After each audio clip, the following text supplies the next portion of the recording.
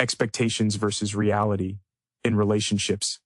We don't fall in love with people at first. We fall in love with an idea of how they'll treat us, how they'll understand us without explanation, how love will finally feel easy and safe. But then reality shows up quietly and honestly without asking for permission. They don't always say the right thing. They don't text the way we imagined. They have bad days, silence, flaws, and suddenly what felt magical starts to feel confusing. That's where most relationships are truly tested. Not because love is gone, but because expectations collide with truth. Expectations live in the mind, clean and perfect, while reality lives in effort, patience, and choice.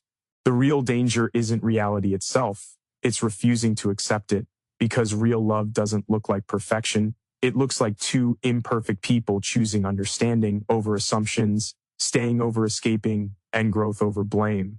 Expectations in relationships are stories we quietly write long before real connection begins. They are shaped by movies, social media, past experiences, and unspoken hopes. In our minds, we imagine how someone will love us, how they will react in difficult moments, how they will always choose us in the exact way we need. These stories feel real because they are detailed, emotional, and comforting. They give us a sense of control over something that is actually unpredictable. Expectations are not based on who a person truly is. They are based on who we need them to be to feel safe, valued, and complete. That is why expectations often feel so personal and so fragile. Reality, on the other hand, does not follow a script. Reality is lived experience. It unfolds in real time, shaped by moods, stress, misunderstandings, personal limitations, and growth. Real people are inconsistent, not because they don't care, but because they are human. They carry their own fears, habits, wounds, and ways of coping with life. Reality includes effort on tired days, silence when words are hard to find, and mistakes that were never part of the imagined story. Unlike expectations, reality cannot be controlled or perfected. It can only be experienced and responded to. The conflict begins when we confuse our imagined story with a promise. We expect people to act according to a version of them that only exists in our mind. When they don't, disappointment feels personal, even when no wrong was intended. This creates a quiet gap between what we hoped for and what is actually happening. Many relationship struggles are born in this gap, not because love is missing, but because expectations were never communicated, examined, or adjusted. We assume others see the same picture we do, forgetting that our internal story is invisible to them. Living in reality requires presence. It asks us to observe who someone is today, not who we hope they would become. It challenges us to replace assumptions with conversations and fantasies with understanding. Reality invites us to learn how someone loves, rather than demanding they love in a specific way. This shift is uncomfortable because it removes the safety of illusion, but it also removes the pressure of perfection. When expectations loosen, space is created for honesty, patience, and genuine connection. Reality may feel heavier than imagination, but it is also where intimacy lives, where trust is built through shared moments rather than imagined outcomes, and where love becomes something experienced rather than predicted. Love doesn't enter our lives to fix what is broken, or to smooth out every rough edge. It doesn't arrive with a magic ability to erase insecurities, habits, fears, or past wounds. Instead, love has a way of turning the lights on. When two people grow close, flaws that once stayed hidden start to surface, not because love is weak, but because it creates safety. In the beginning, distance allows people to present polished versions of themselves. Over time, closeness removes that distance, and what remains is honesty. The way someone handles stress, the way they communicate when upset, the way they protect themselves emotionally, these things become visible only when love creates a space where masks are no longer needed. Many people misunderstand this process. They believe that if flaws appear, something must be wrong with the relationship. In reality, flaws were always there. Love simply made them impossible to ignore. Love brings vulnerability, and vulnerability exposes patterns formed long before the relationship began. Old coping mechanisms, unresolved trauma, emotional triggers, and personal limits rise to the surface. This can feel uncomfortable, even disappointing, because it clashes with the idea that love should make everything easier. But love doesn't simplify people, it deepens them. It reveals layers that casual connections never reach. When flaws are revealed, reactions matter. Some respond with frustration, believing they were misled. Others take it as a personal failure, trying to change themselves completely to be more acceptable. Both responses miss something important. Flaws are not proof of a lack of love. They are proof of humanity. No one enters a relationship emotionally untouched. Everyone carries habits learned from survival, not from perfection. Love simply brings these habits into shared space where they can no longer be hidden or managed alone. This is where growth becomes possible. Once flaws are visible, they can be understood. Communication becomes necessary, not optional. Patience becomes an action, not an idea. Love begins to demand emotional responsibility rather than emotional fantasy. It asks people to learn how their behavior affects someone else and to decide whether they are willing to grow beyond what feels comfortable. Not all flaws are meant to be fixed, but many are meant to be acknowledged. Awareness alone can soften patterns that once caused harm. Love revealing flaws is not a punishment, it is an invitation to know someone fully and to be known in return. It challenges the illusion that love is about perfection and replaces it with something more honest. What survives after flaws are revealed is not idealized love, but real connection, built on understanding, effort, and choice rather than illusion or escape. When disappointment shows up in relationships, it often feels personal. It feels like someone didn't care enough, didn't try hard enough, or didn't live up to what they should have been. But most of the time, people are not failing us. Our assumptions are. Assumptions are silent expectations we never speak out loud. We assume someone knows what we need, how we want to be loved, when we want space, and when we want reassurance. These assumptions feel reasonable to us because they are rooted in our own emotional logic, but they are invisible to the other person. When those unspoken expectations aren't met, we experience hurt, even though no promise was ever made. Assumptions form when we believe our inner world is obvious. We forget that people don't love the same way, communicate the same way, or notice the same details. One person may show care through actions, another through words. One may need frequent reassurance, another may believe trust means giving space. When we assume our way is universal, we turn differences into disappointments. The other person becomes the problem, even when they were acting with sincerity according to their own understanding. What feels like neglect to one person may feel like respect to another. This is where emotional distance begins, not because someone intentionally let us down, but because we built emotional requirements without sharing them. Assumptions quietly raise standards no one agreed to. They turn relationships into tests the other person doesn't know they're taking. When those tests are failed, resentment grows and communication shuts down. The pain feels real, but its source is often misunderstood. Instead of asking for clarity or expressing needs, assumptions encourage silence, and silence allows stories to grow in our minds. Those stories are rarely kind or accurate. People are limited by their awareness, not by their care. They can only respond to what they know, not to what we expect them to magically sense. When we place responsibility on someone to meet unspot and needs, we create an unfair burden. It doesn't mean our needs are wrong, it means they require communication. Relationships suffer when assumptions replace conversations. Honest dialogue may feel uncomfortable, but it gives the other person a chance to show up intentionally rather than accidentally falling short. Letting go of assumptions doesn't mean lowering standards or accepting less than we deserve. It means separating intent from interpretation. It means asking before accusing, clarifying before concluding, and understanding before reacting. When assumptions fade, space opens for empathy. We begin to see effort instead of absence and intention instead of failure. The relationship shifts from blame to understanding, and connection becomes something built together rather than something silently demanded. Expectations in relationships are demanding by nature. They ask for consistency without fluctuation, understanding without explanation, and effort without exhaustion. Perfection becomes the silent standard. When expectations take control, love is measured by how closely someone matches an ideal rather than how sincerely they show up. This creates pressure because perfection leaves no room for bad days, emotional fatigue, or personal struggle. Expectations don't pause to consider timing, mental state, or circumstances. They operate on the belief that if someone truly cares, they should always get it right. This mindset turns love into performance, where mistakes feel like failures instead of moments of learning. Reality operates very differently. Reality understands that people are shaped by what they carry. It recognizes that emotions fluctuate, energy fades, and life interrupts even the strongest intentions. Reality asks for patience because it knows growth is uneven. One day, someone may be emotionally present. the next day overwhelmed and distant.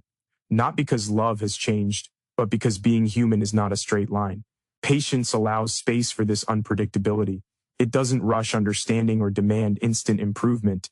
It accepts that effort sometimes looks quiet, delayed, or imperfect. When expectations dominate, patience disappears. Small mistakes feel heavy, delays feel intentional. Silence feels like rejection. Perfection leaves no room for repair, only judgment. This is where resentment grows, not from harm, but from unmet ideals. The more perfect the expectation, the harsher the disappointment. People begin to feel like they are constantly falling short, even when they are trying. Over time, this pressure erodes emotional safety. Instead of being open, people become guarded, afraid that honesty will be punished rather than understood. Patience, on the other hand, changes how reality is experienced. It slows reactions and softens interpretations. Patience allows room for conversations instead of conclusions. It understands that learning how to love someone takes time and mistakes.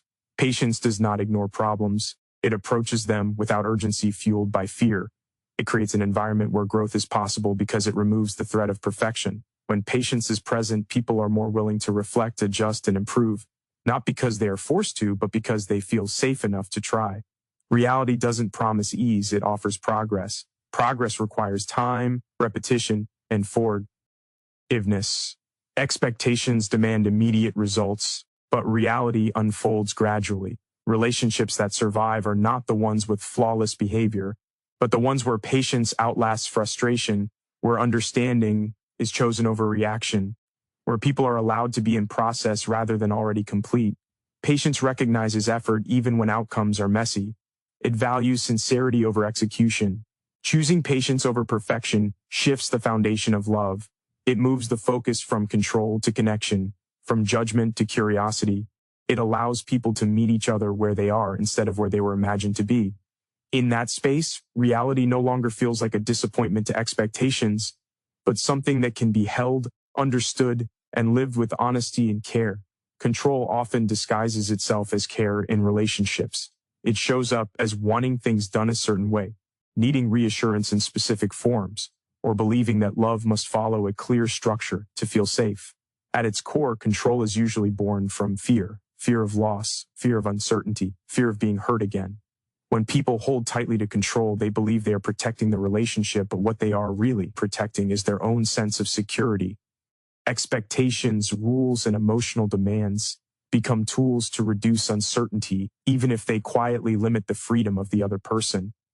True connection cannot grow in controlled spaces. Connection requires openness, and openness cannot exist where outcomes are constantly managed. When control dominates, love becomes conditional. Affection is tied to compliance, and closeness depends on behavior meeting specific standards. This creates tension because people begin to feel monitored rather than understood. Instead of showing up authentically, they adjust themselves to avoid conflict or disappointment. Over time, this leads to emotional distance, not because love is absent, but because freedom is restricted. Letting go of control does not mean becoming careless or indifferent. It means accepting that another person is separate, with their own inner world, choices, and pace of growth. It means allowing them to respond, love, and exist in ways that may differ from personal expectations. This release can feel uncomfortable because it removes the illusion of certainty. Without control, outcomes are unknown, but within that uncertainty, something more meaningful emerges. Trust. Trust is not built by managing behavior. It is built by allowing freedom and choosing belief over fear. Connection deepens when control fades because people feel safe to be honest. Honest emotions, even difficult ones, are allowed to exist without punishment. Disagreements become conversations instead of power struggles. Vulnerability becomes possible because there is no constant need to defend or perform. When someone feels accepted rather than managed, they are more likely to engage, grow, and invest emotionally. Freedom creates willingness, not distance. Control focuses on results, but connection focuses on presence. Control asks, "Are you meeting my expectations?" Connection asks, "Can I understand you better?" This shift changes the emotional dynamic completely. Instead of trying to shape someone into what feels comfortable, attention turns toward learning who they truly are. This curiosity replaces fear with understanding. The relationship stops being about maintaining stability and starts being about sharing reality. When control is released, love becomes less rigid and more resilient. It can bend without breaking. It can hold differences without turning them into threats. Connection thrives in this space because it is chosen, not forced. Each person remains themselves while moving toward each other, not out of obligation, but out of genuine desire. In that freedom, intimacy becomes real, and love becomes something experienced rather than managed. Growth in relationships is rarely instantaneous. It emerges slowly, often in ways that are uncomfortable or unexpected. Most people enter relationships hoping for ease and harmony, but true growth requires facing the parts of ourselves we would rather ignore. It asks for honesty about fears, insecurities, and past wounds. It demands vulnerability, because no one can change what remains hidden. Growth asks each partner to examine their habits, communication patterns, and emotional triggers, not to fix the other person, but to understand how their own behavior shapes the relationship. Without this self-awareness, patterns repeat, misunderstandings accumulate, and connection becomes stagnant. Acceptance is the soil in which growth takes root. It does not mean ignoring problems or tolerating harm. Instead, it means acknowledging reality as it is, seeing your partner clearly with all their complexities, and choosing to engage constructively. Acceptance allows people to feel safe showing their authentic selves, including the parts that are messy, contradictory, or unfinished. When both partners practice acceptance, it creates a feedback loop. Mistakes become learning opportunities, flaws become conversation starters, and emotional responses become pathways to deeper understanding. Growth accelerates because fear of judgment is replaced with space for reflection and experimentation. Relationships grow not just through shared joy, but through shared difficulty. Conflict, when approached with respect and curiosity rather than blame, becomes one of the most powerful teachers. Disagreements reveal values, boundaries, and unmet needs. They show where compromise is possible and where personal growth is required. Each challenge offers a choice to react impulsively, perpetuating old patterns, or to pause, communicate, and learn. Choosing the latter repeatedly strengthens the relationship in ways that effortless harmony never can. Growth is cumulative, built from small acts of patience, listening, and empathy repeated over time. Mutual growth requires commitment to the process rather than fixation on immediate outcomes. People change at different speeds, influenced by their experiences, emotional capacity, and willingness to self-reflect. Expecting instantaneous transformation sets relationships up for frustration and disappointment. Instead, growth flourishes when each partner honors the other's pace while staying accountable to their own. It requires humility to admit mistakes, courage to express needs clearly, and persistence to try again, even when progress feels slow or uneven. The interplay between acceptance and growth transforms relationships from transactional to transformative. Rather than evaluating love based on performance, partners begin to value intention, effort, and presence. Each challenge faced together becomes a shared achievement. Each lesson learned becomes a layer of understanding. Growth is no longer seen as a threat to stability, but as a natural unfolding of connection. When acceptance and patience are practiced consistently, the relationship evolves into a space where both people can develop individually while deepening their bond collectively, creating something stronger, richer, and more resilient than either could achieve alone. In relationships, expectations and reality are constantly in dialogue. Expectations give us a vision of love, but reality shows us what love truly is: human, imperfect, and alive. Disappointment often arises not from a lack of care, but from unspoken assumptions, a desire for control, or the pressure of perfection. True connection begins when we release these illusions, allow patience to guide us, and accept each other fully, flaws and all. Love does not erase difficulties. It invites us to face them together. It grows when we communicate honestly, respond with understanding, and embrace each other's humanity. In that space, growth becomes natural and connection becomes deeper. Relationships that thrive are not those without conflict or imperfection, but those where two people choose presence, empathy, and effort over expectation, and where reality, no matter how messy, is met with acceptance and care.